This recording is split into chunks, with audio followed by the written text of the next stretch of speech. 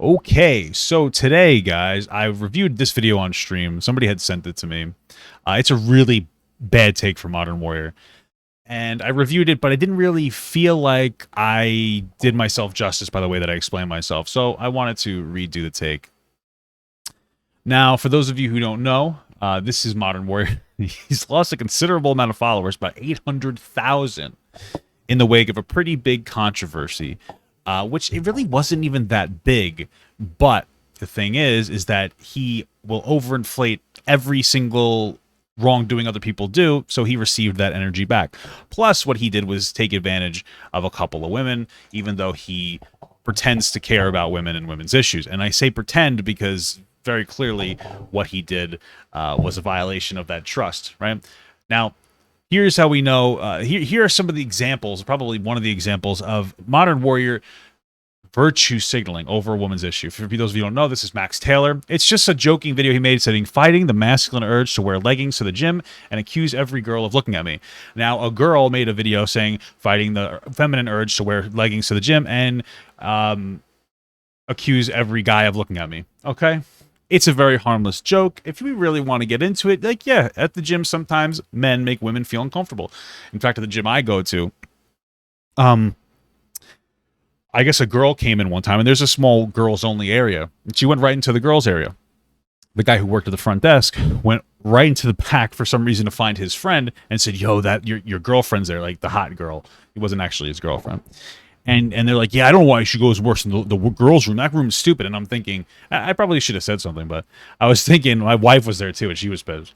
And she's like, yeah, the reason... She said to me, it's like, yeah, the reason is probably because you guys are constantly ogling her. So, like, yeah, that's an issue. The thing is that we know that Max isn't advocating for that, and it's a simple, harmless joke that's not that serious, right? And then he follows up with this weird video here where, I don't know, some guy here, there's audio I don't want to, show you. I don't want to get DMCA'd.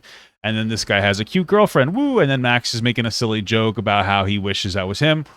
And then, of course, Modern Warrior pretends that he actually cares. Now, that establishes that, he seems to care about women's issues. The reason that we know that's not true is because there was a couple of women that he told them that he was single. He had them fly out to him, had sex with them, and without a condom, which was consensual. But he told them that he was not in a relationship and he was just wanted to be with them. And he took advantage of each one of them. Now, fuckboy energy, right? Now that's pretty typical stuff from most men. See up here, we got Sneeko. He'd probably do that as well, but Sneeko wouldn't pretend to care about women like Modern Warrior does. Now that we've established that, let us get into this absolutely incredibly based take that Modern Warrior and I think his girlfriend had. So let's get that started, okay? If you identify as white presenting or white passing, you're white. Whoa. Now, if you look down here, this video was not received particularly well by anybody. It has about 800,000, 35 views with 11,000 likes. Typical like ratio probably be anywhere from 10 to 20%. Let's say 15, so it's like 120. So it's substantially lower than it should be. At this point, he's just engaging in inflammatory takes for views. That's it. The funny part is that 800,000 views is like $35. So good for you, Lance. You're completely assassinating any credibility you may have had left just for a little bit of money. $35. I guess that's how much it's worth to compromise your moral value. But here's the problem. Here's the pretty basic take, right? Is that anybody who identifies as white passing is just white. Right, and it's frankly, it's just gatekeeping race. That's all it is, right? Most people identify as white. People who identify as white are basically, in America at least, people who have been like accepted as white. It's a weird social thing. None of us on an individual level accept anybody as being white or whatever. It's just kind of one of those societal things that goes on, right? For instance, how many years ago Irish people weren't considered white? Now they've been invited into the cool kids club. Right? This is just how these things happen. As you get integrated into a society, you become like less, I guess, more white in some capacity, especially if you have lighter skin, right? People who identify as white passing, those are people who identify as it, right? Are typically people who are probably a little bit more educated on race issues and understand that when we talk about whiteness, we're usually generally talking about for the most part, European beauty standards, Western beauty standards, right? Lighter skin, usually like a thinner nose, usually not a bald head, but I guess silkier hair. Is that what you'd say? There's usually other facial features associated with that, things of that nature. So people who identify as white passing are usually people of color who can identify, who have some more European features, and they probably identify as white passing because they will say like, oh, I have like a more complex understanding of how race issues work.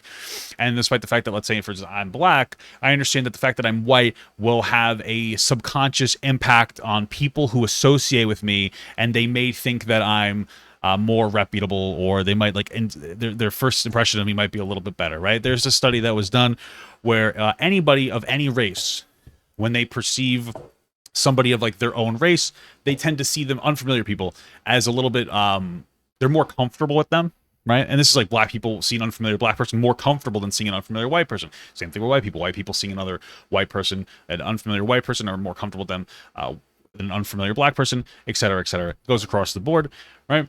And then once you get familiar, those tend to go away. And they have an understanding that maybe, in a way that you can't necessarily identify on like paper, that they get treated like a little bit better. Now, that doesn't mean that they didn't grow up in particular areas that are associated with, poverty.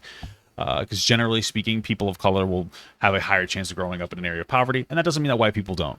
Just going to say that. Okay. So what does this do? All this does is it tends to gatekeep like being a person of color. And it doesn't do anything for the conversation, right? This is a conversation that most people don't need to have, right? It's really just more of a conversation for people to think about, like, oh, how does your whiteness impact your day-to-day?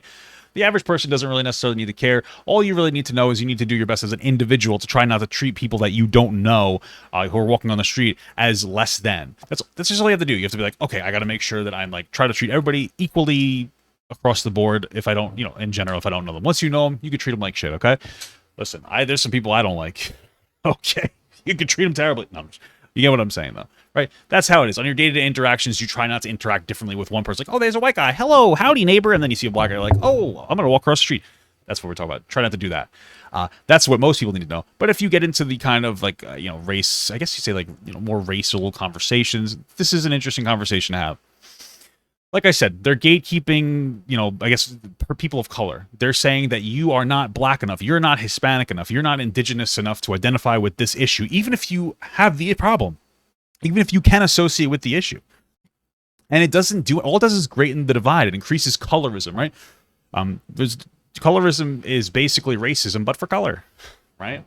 And that's a whole nuanced conversation to have. Different communities will experience this in different ways, And so maybe in like a black area, people who are darker skinned may have some issues. People who are lighter skinned. I've talked to a darker skinned black woman, and she told me that when she was growing up, she had a lighter skinned cousin who got more sexual, like physical, or like attention, like boyfriend type attention, than she did when she was like trying to date. And she, part of it was because of her whiteness. It's a very interesting conversation to engage in, but that doesn't make that person like any less able to identify with particular issues that may affect them or impact them. What Modern Warrior is doing is he's assassinating the complex racial conversations because he doesn't understand anything. And that's kind of the reality. And not to be rude, but if you look at Modern Warrior and his wife, these people would be considered to a degree white passing. I mean, she's black. There's nothing wrong with that. He said so. But she has white features. She's lighter skinned. She has like a thinner nose. And this isn't like a critical thing, right? She has like more white features. Now, I would never say this because it's not necessary or relevant, except for they're bringing it up. They want to have a complex conversation. So by this logic, I would argue that like you're whiter passing. You're invalidating your own blackness because there are features that you have that are whiter. Now, you may not identify as such, but that's just because maybe you don't engage in conversations about this. But that's okay because we don't need to. But you shouldn't be doing it then. The reality is they're just trying to make a hyperbolic, inflammatory take because Lance is boring. Nobody really cares about them anymore. Nobody cares about her.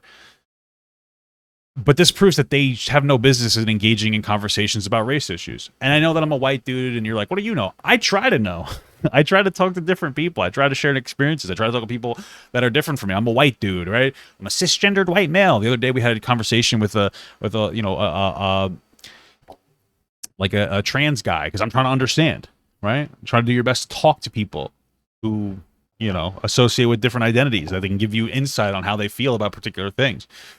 And I've always tried to do that, to give myself a little more, humility. But it seems like they're honestly probably weaponizing their, I guess you'd say, their person of colorness to not educate themselves on other people. There's a lot of different people in this world, people that come from different like races, ethnicities, backgrounds, socioeconomic backgrounds. And it's good to try to talk to as many people as you can so that you can really diversify your understanding of these types of topics. But they don't. They just seem to live, not to be an asshole, a life of some kind of privilege where they can sit down and be inflammatory about racial issues that won't blow back on them. Because that's the reality, is that they probably won't blow back on them because this isn't an issue. Colorism probably isn't something that they face, I guess, because I don't know why they would talk about it in such such an unintelligent manner that doesn't have any positive contribution to the conversation. So yeah, that's all I wanted to say. Thanks for watching, folks. Thank you so much for watching, guys. And another special shout out to all my Patreon and Twitch subs. If you'd like to support this channel further than you already have by just watching the video alone, go down to the links below where you can sub on my Patreon, which will allow you to get your name on this beautiful black wall. Or you can go to the Twitch page and you can actually use a free Amazon Prime sub, if you have Amazon Prime, to subscribe. Thank you very much, guys. Take care.